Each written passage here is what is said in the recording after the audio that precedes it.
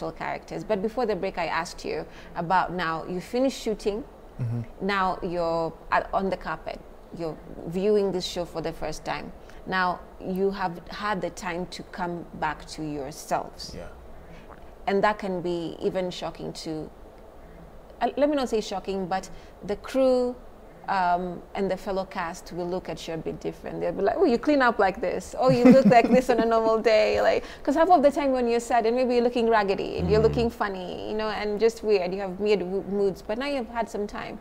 So how was it to see all of you, you know, at the premiere looking all good, looking all fresh, enjoying yourselves, feeling different, not all raggedy? It was really, really nice, because it's like I was experiencing all that for the first time, so I didn't know what to expect, what not to expect. Like, I tried getting ready, but I could not, because I mean, really? there are certain experiences, in as much as, like, it doesn't matter how much preparation you'll get, but you still won't get it. So I just lived in the moment. Even when I was watching the first episode, I was literally shaking. My left leg was just shaking. Yeah. You didn't even know you had a tweak. Yeah, but it was just, but no, but you Yeah. know, it's dark, so nobody could see it. It was trembling, and I was sitting next to my dad. It was just trembling, because I didn't know what to expect. I don't know how it looks like. I don't know how the audience will relate to it. So it was nice. So I just lived in the moment. I enjoyed what I saw. And after that, I had to now come back to Jibril. And as I've said, I just lived in the moment. If I just want to wake up and go get bread, I won't Think dress. too much into it. I won't dress like a nice clothes. I just like I'll still be me, because nowadays kids look at me. Do you feel like there's an expectation to just live up to? Yeah. Is the pressure there? Is it a lot? It's not there yet, but I kind of get weird looks. Yeah, I kind of get weird looks. Kids will look at me like, what is that you? But I'll just live in the moment. If you want to say hi, I'll say hi. And yeah, so I'll just live in the moment. I won't put my life, I won't pressure myself to live in a certain way. So I just live in the moment. Okay. Yeah. And Amani, how was it for you? It was an extremely schizophrenic experience. How? Because it was like living two lives at the same time. Because I'm now, like you said, I'm just now seeing this as me. And I'm watching myself do some things that I've never done on screen before. And I'm just like, how did that happen, you know? And like, in terms of seeing other people in their lives, like in their realities, I was like, yo, this guy cleans up really nice. I didn't know. I was like, a bunch of us clean up really nice. So seeing us out of costume and out of like makeup and the prefect's wardrobe, it was a really like, that's why I'm calling it a schizophrenic experience, because it's like two personalities. I lived with these people for, was it 2 months? Yeah, it was actually 2 months, but we shot for 29 days. Yeah, okay, something like that. And we were living in this mansion, so it was a really like, it was a very, how do I say it? Like a family setup, but we all had access to this mansion. So we were like bred in like, we have to live together, we have to eat together, we have to converse with each other.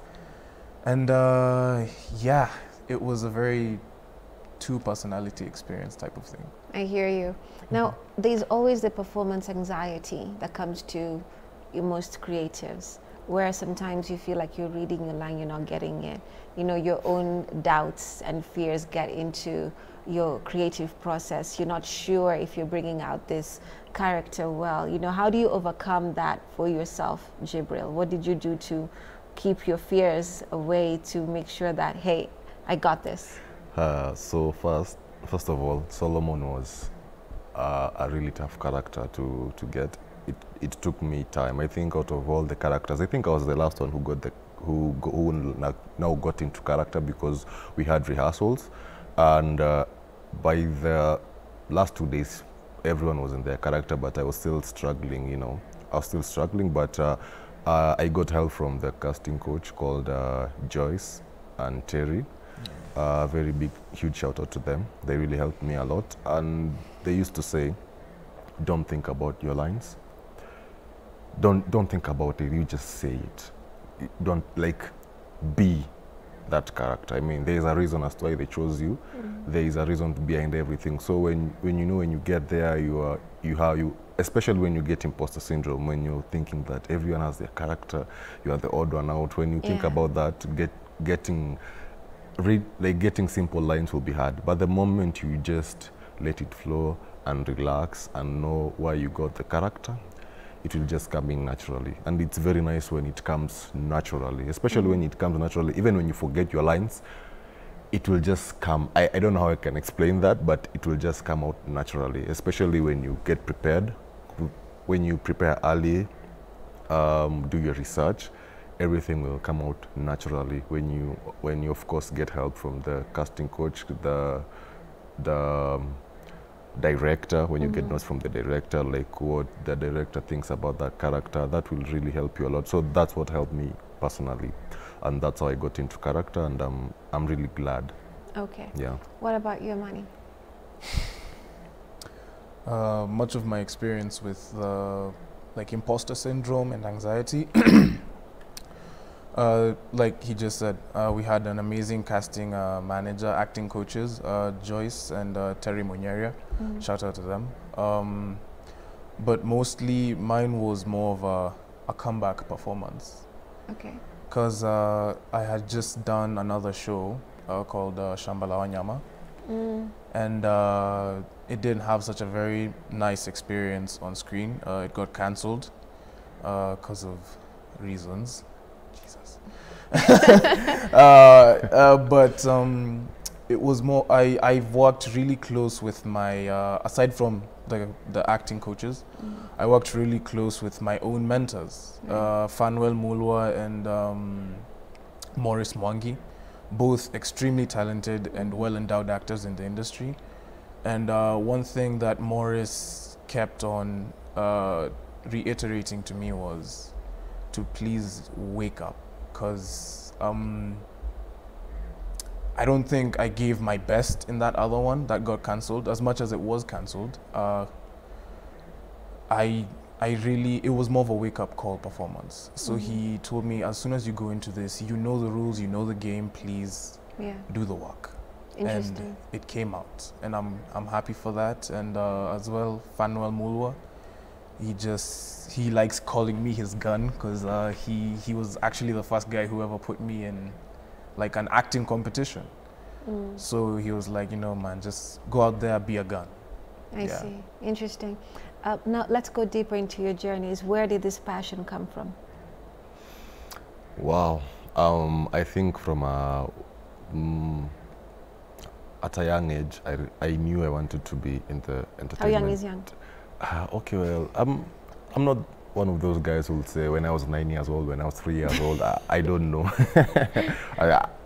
I don't know. Okay. I was young. Yeah, this age where people watch cartoons. About that age. Yeah, 5, 6, yeah, 7. Yeah, about that age. Yeah. I knew I wanted to be in the entertainment industry, not necessarily acting, just entertainment. I didn't know what exactly. I had passions in music. I wanted to become a rapper. I used to see, even when I got older, I used to see comedians. I want to be like them. I mean, I also see movies. I want to be in movies. Yeah. So when I grew older, it kind of leaned towards movies and film. So by the time I was joining high school, I already knew that I wanted to be an actor. Okay.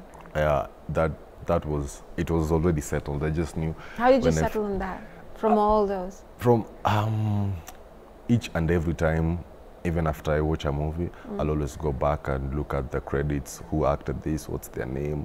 How did they get this role? Like, what happens? I knew we had auditions, because I just thought that people just sit down and then they're like, you look good, come and act. Oh, you look good, come and act. So that was just guessing. So I had to do research about it. And you know, that thing that drove me to know more about these actors here in Kenya, abroad, that passion of wanting to know more about movies. So I was just settled. I was just like, you know what, I want to do this. I want to become an actor. And by the time I was finishing high school, by the time I was in Form 3, I had gone to like 3 or 4 auditions. The people who were casting actually didn't even know that I was in high school.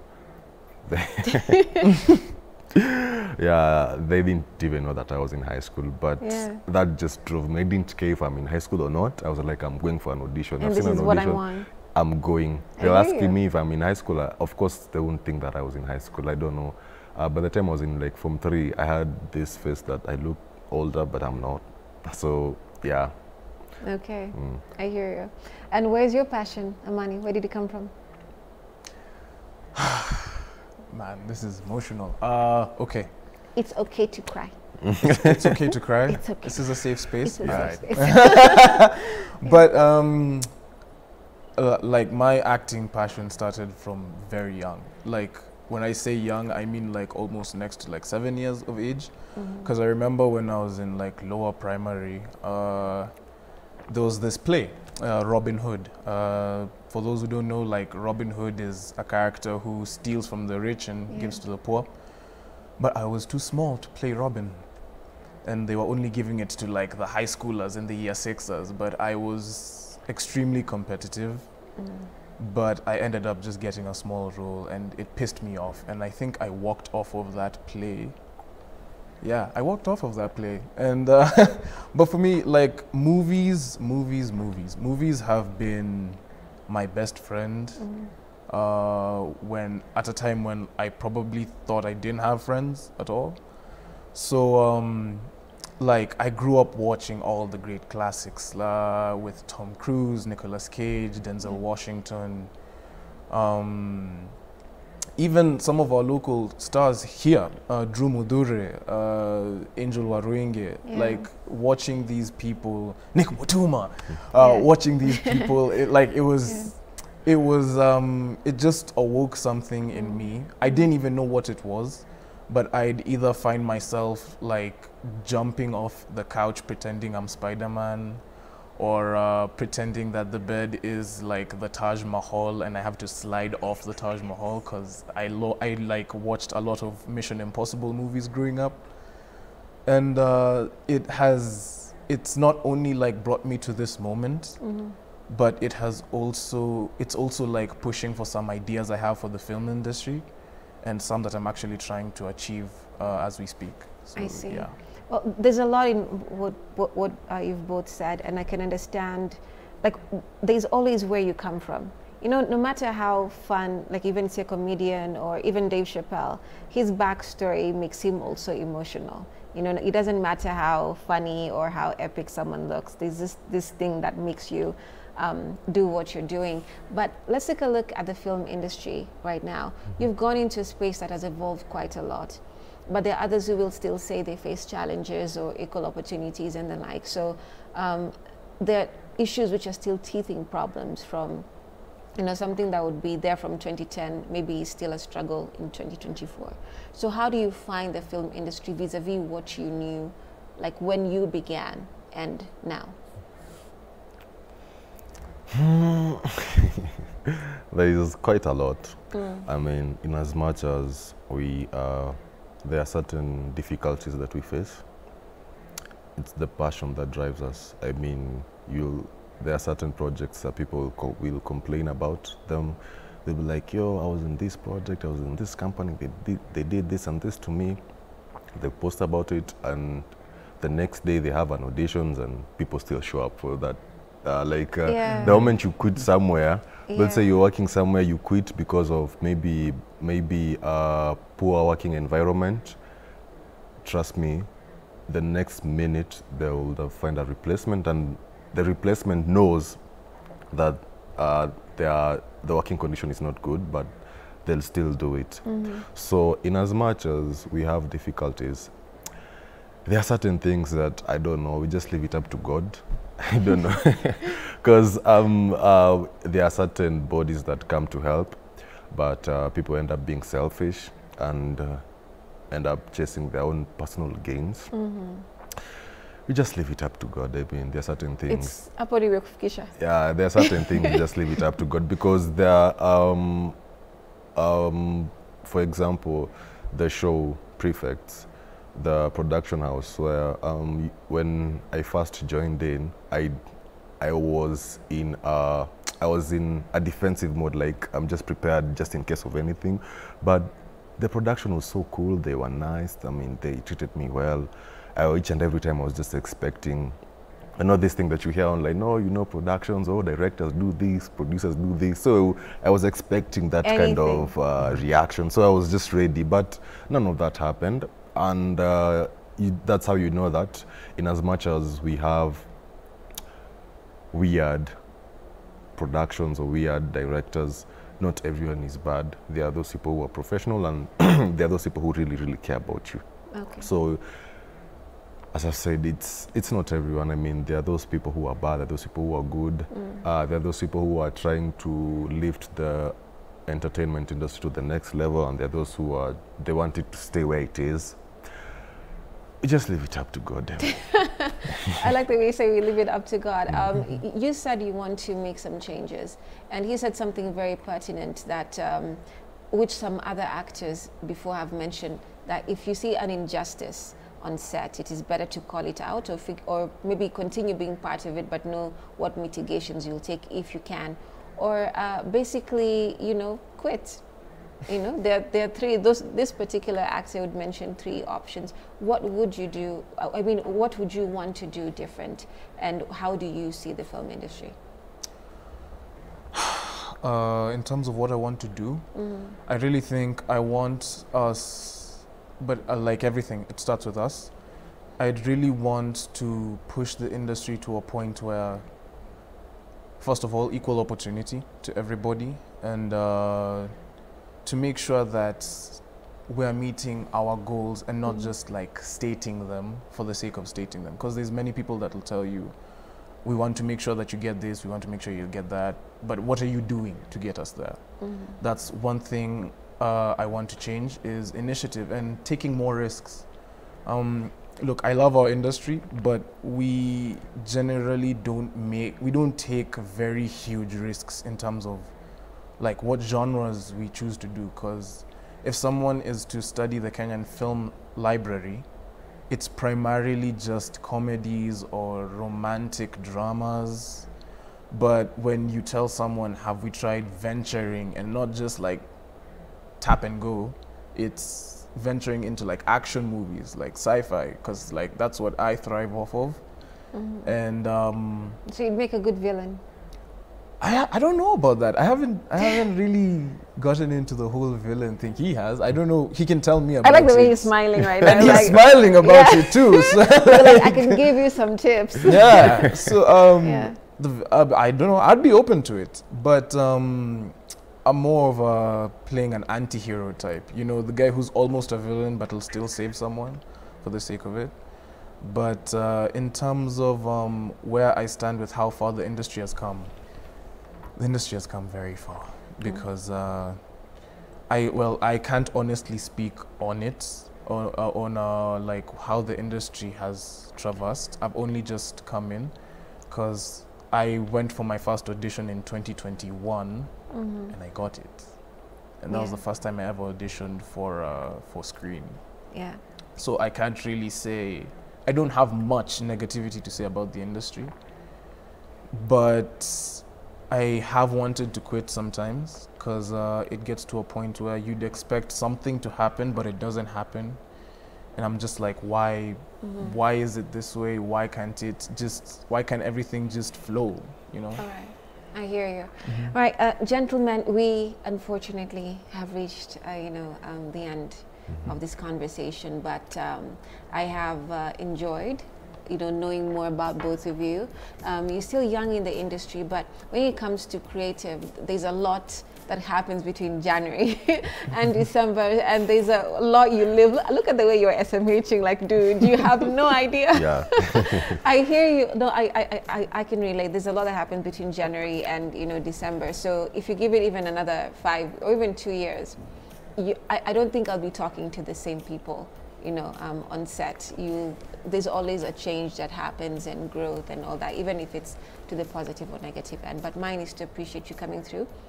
Today I have learned more about Amani Mosera and Jibril Ogada, and I wish you all the best in your endeavors, and thank you so much for coming. You're welcome. Right. So thank you so much for watching Morning Vibe. My name is Remmy Majala, and I appreciate you watching this morning's Spotlight, of course. And the Spotlight has been on Amani Mosera and Jibril Ogada. Like I mentioned, they're both actors, budding but very experienced for that matter. And of course, we'll catch them on more productions. We'll see you again next week. Thank you for watching.